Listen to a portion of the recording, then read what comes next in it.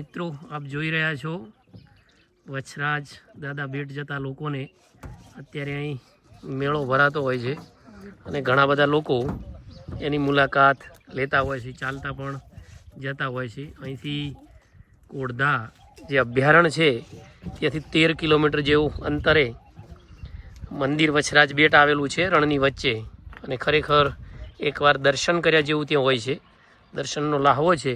અને હાલ જે જગ્યા તમે જોઈ રહ્યા છો તે કોડધા વન્ય અભયારણ્ય છે। ત્યાંથી તમે ઘણા બધા પ્રાણીઓને જોઈ શકો છો, અહીં નિહાળી શકો છો। વન્ય પ્રાણીઓને, પક્ષીઓને અહીં આપણે નિહાળી શકીએ છીએ। અહીં જે દેખાઈ રહ્યા છે jackal, golden jackal, hyena, desert fox, વાઇલ્ડેસ, wolf, desert fox female, Indian fox, આવા પ્રાણીઓ આપણે જોઈ શકીએ છીએ।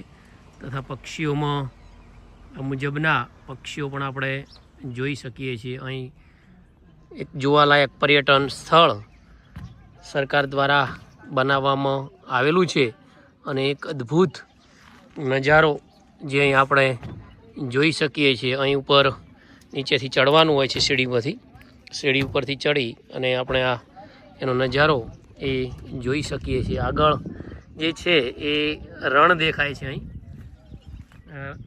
રણ જોઈ શકો છો આપણે। ખરેખર એક અદ્ભુત નજારો છે, એકવાર મુલાકાત લેવા જેવી છે।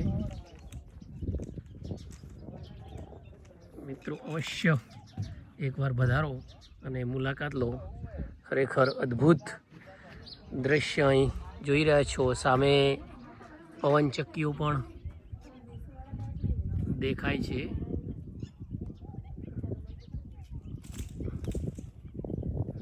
પવનચક્કીનો નજારો પણ આપ જોઈ શકો છો।